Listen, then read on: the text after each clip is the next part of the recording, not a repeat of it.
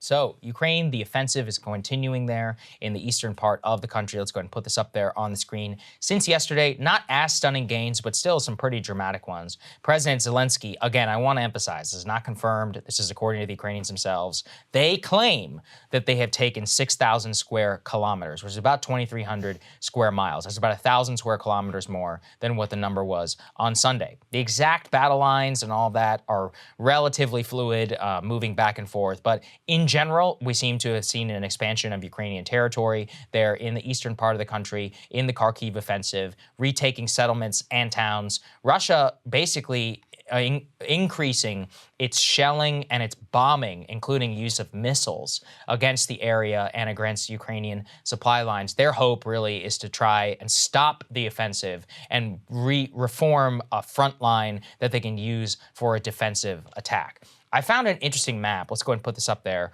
on the screen. Here what you can see is red territory is Russian-held territory after February 24th, so you can see where all of that was. Then the other, the dark red, what you're seeing, for those I'm just describing, is Russian-controlled territory from before February, whenever they invaded. But blue is actually all of the territory that has been reclaimed by the Ukrainian military forces. So obviously in the upper northern part of the country near Kyiv, that's the part of the past military campaign. But the success of the current military operation is really seen in the Kharkiv area, and where they have been able to just have a stunning victory in the Kharkiv Oblast over the last couple of days. The question now is, do they keep rolling? Do they have the capacity for this offensive capability? Do they have really the capacity in order to create a new front line, defend said front line in the face of an anticipated Russian counterattack?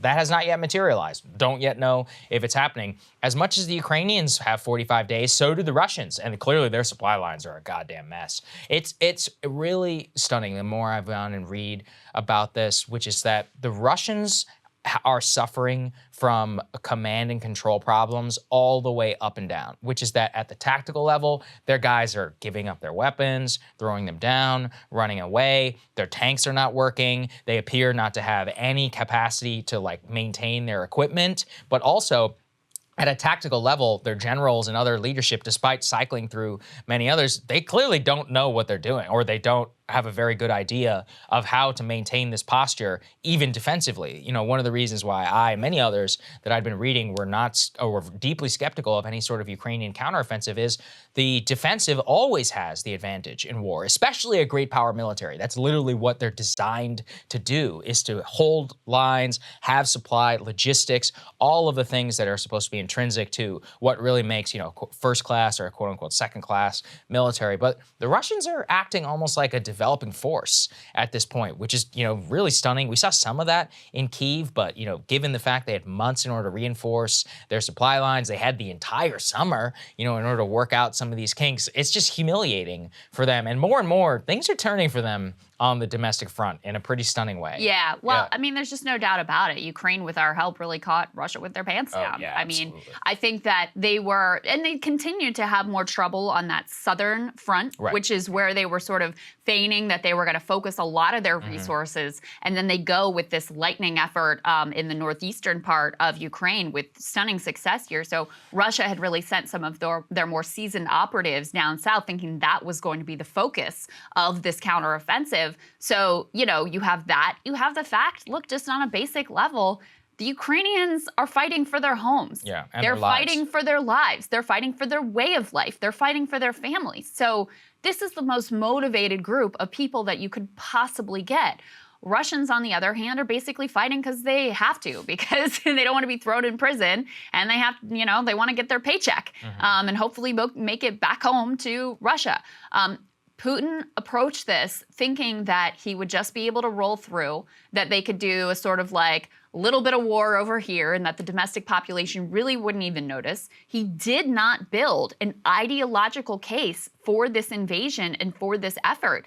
And I think that that also shows in the results that they've gotten here on the ground. You know, there is a lot of pressure on Putin domestically to go forward with a full general mobilization, because ultimately, they are not going to be able to succeed or even potentially hold the lines of the February 24th lines where they were before this invasion started if they don't put more resources and make the moral case, whatever they can come up with for their population, that this war is worth the effort and worth the cost and worth the sacrifice here.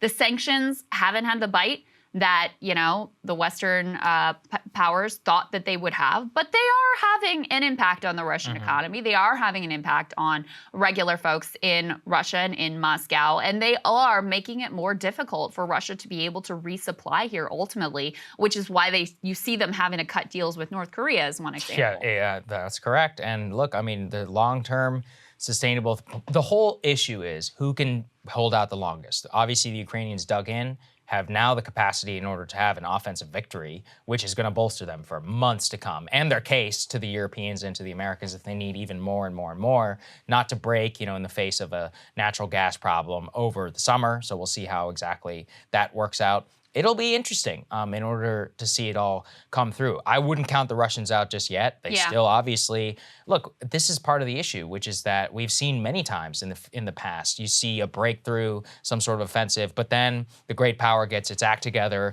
and will push you back given its inherent advantages in war. But for that to kick in, Putin has to fully mobilize his society to more of a wartime footing, which he hasn't yet been willing to do. Maybe he is. You also found this, which is that we shouldn't presume that domestic turmoil in Russia is necessarily a good thing for us or for Ukraine. Let's put this up there.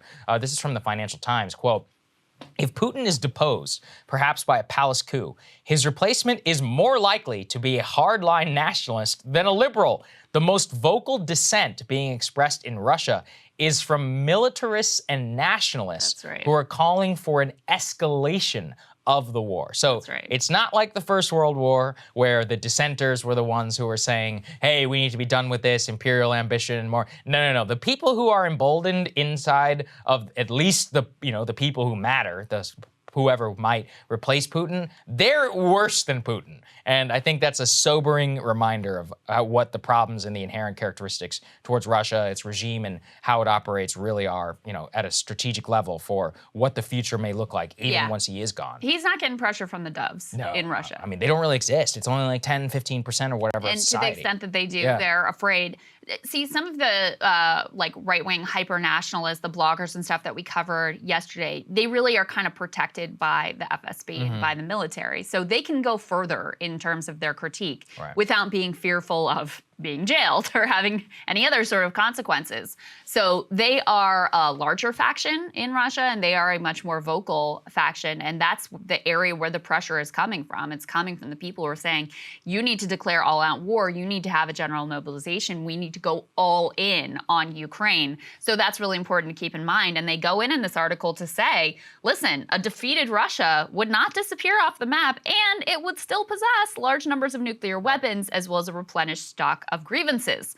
So something to keep in mind in terms of the risks inherent even in, a total Ukrainian victory and a total defeat of Russia. There are still risks and a lot of volatility there. They also point out in the same piece, they say from the beginning of the conflict, Putin has hinted Russia might use nuclear weapons. The White House has always viewed this possibility seriously. And as the war has dragged on and gone badly for Russia, fears that Putin might resort to nuclear weapons have receded a little, but they have not gone away. As one senior Western policymaker put it to me last week, we have to remember that almost every Russian military exercise we've observed has involved the use of nuclear weapons. Another thing they float in this piece is, remember the daughter who was car bombed, who was like this sort of Russian right-wing nationalist figure. There's a theory that the murderer, her name was Daria Dugin, that she was actually murdered as by Russian security services as a warning to Putin's ultra-right critics. I don't know that there's any evidence for that, but that's one of the theories floating around in Russian circles, is basically because they see the threat to Putin coming from his right, from the ultra-nationalist circles, this was an attempt to sort of send a message to them to sit down and shut up. I mean, doesn't seem to have worked, but I've heard crazier theories. Certainly one possibility. You can't count it out. I mean, these guys all die in mysterious circumstances all the time. Yeah, who was it that just fell out of a hospital window? It was the natural gas executives. Yeah, some high-level natural gas executive. That's right. Fell out of a hospital window. I'm like, okay, interesting. Yes. So like, these guys die. You know, I remember covering before the invasion of Ukraine, like 2015, 2016, the same thing happened. If everyone recalls those militia leaders who all accidentally shot down the Malaysian airline flight over Ukraine, same thing. A lot of those guys ended up dead. In falling very out mysterious hospital windows or whatever. Very mysterious circumstances. There's a lot of falling off of balconies and things that seem to happen. You'd think they get more creative, you know, but listen, I don't really. Hey, if it works, if it works, and it's not like anybody in their, it's not like anybody in their society dissents. Cable news is ripping us apart, dividing the country, making it impossible to function as a society, and making it impossible to know just what is true and what is false. But the good news is they are failing and they know it. That is why we're building something new, a new mainstream, a healthier one, something more trustworthy, something that we are going to need in one of the most pivotal times in American history. We are building up here for the midterms, for the upcoming presidential election, but we need your help. So if you can help us out by becoming a premium member today at breakingpoints.com, we're trying to change America for the better and the entire world. So what are you waiting for, guys? Go to breakingpoints.com and sign up and help us build a new mainstream.